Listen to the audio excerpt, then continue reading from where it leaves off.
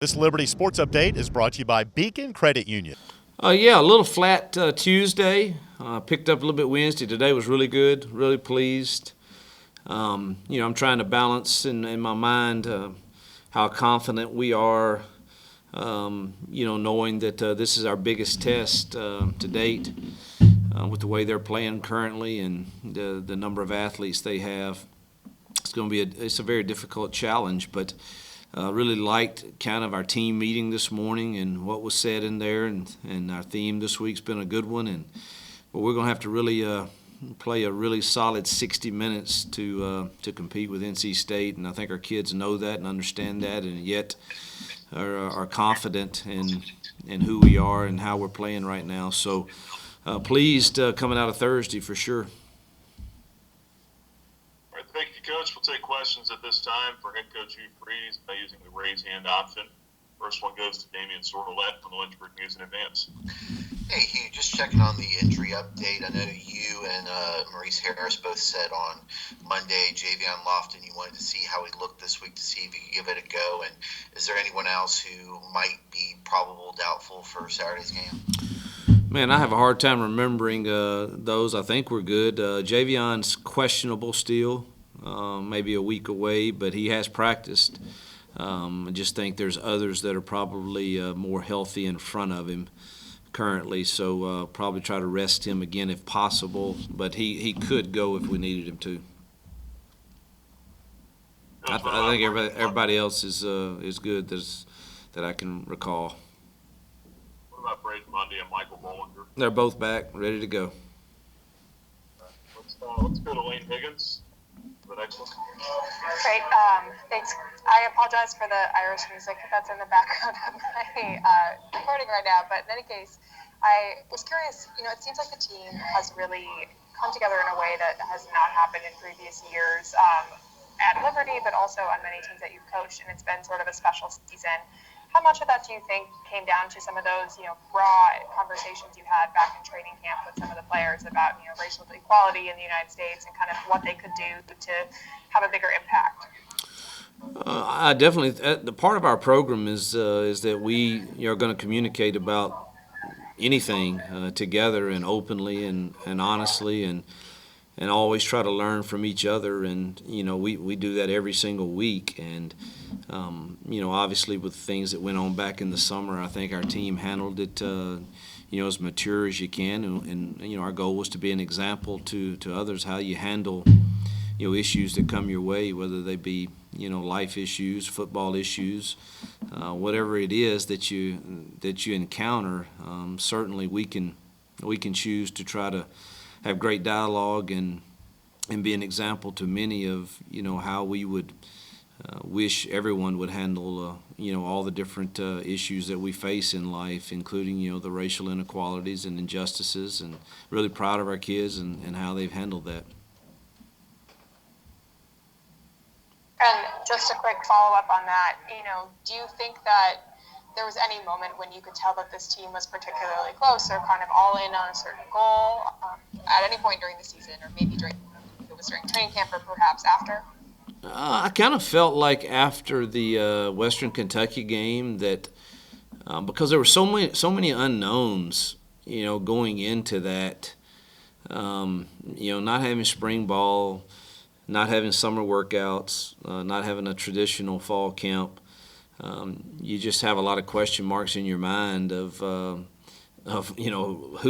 are we really on the field, and how's Malik going to play at quarterback, and how's our defense going to play. We've got all these transfer kids there at some key spots, and we just there's just a little uncertainty, and you truthfully never know how you stack up with the schedule that you're presented to play, because a lot of them you expect to be really good teams too. And I just felt like we had that plane ride home, and just kind of felt a confidence that was growing, and it's continued to grow. And obviously, we've won some close ones, and that helps. That even breeds more confidence. But I think the leadership council of our team has just been very, very constant and consistent in sharing the message that comes from our staff down in the locker room. And that's where you really win is in the locker room. it's hard to win just in a team meeting or just when the coaches are with them. It's the making of a special team. Whether the scoreboard works out or not for you all the time, I still think you have a special unit when that locker room is you're winning there. All right, next let's go to John Manson from the Sea of Red, then we'll get to Ed. Hey, Coach, your offensive line has played really well so far this season.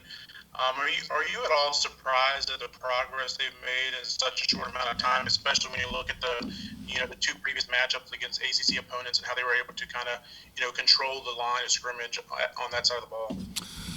I think Sam and Queso do a good job building a camaraderie in that group, and there's really good leadership in that group, starting with Tom. And they kind of feel like, man, we're the heart and soul of this offense, and they take great pride in that. And kind of felt like the few days we had a spring ball that we had a chance to be decent there.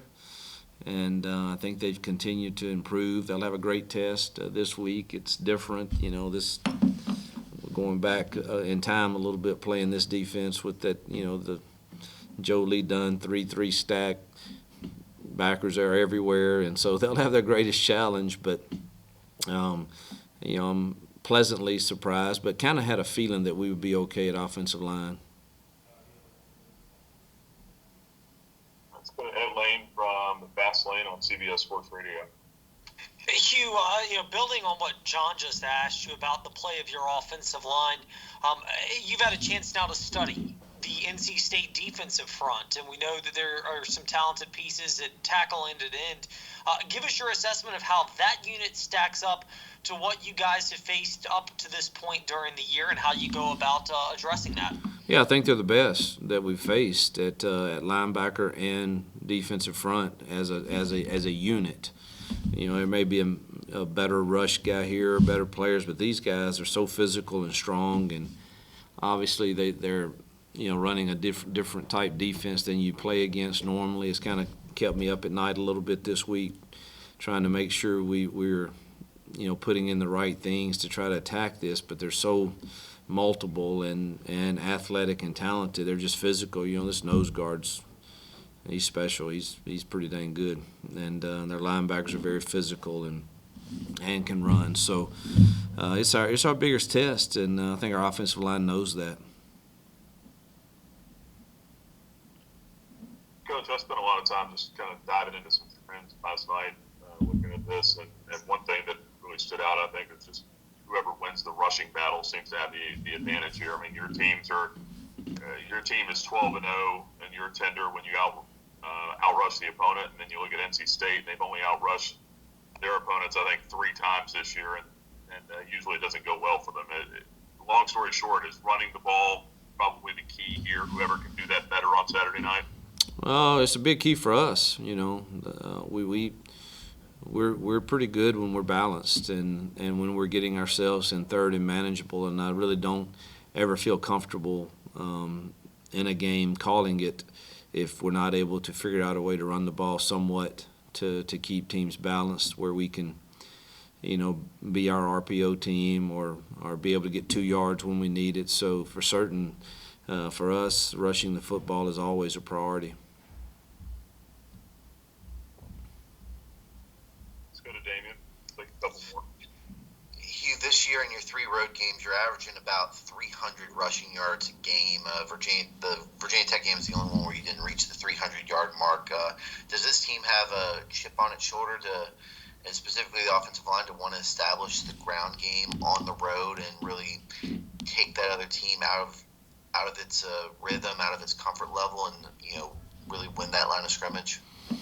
I hope it's the same every game, whether it's home or away, in regards to their approach to wanting to rush the football. So I can't say now. I do think we do a decent job of embracing, being on the road and playing in different environments, like one, at an ACC school like NC State. But I don't think their approach is necessarily different.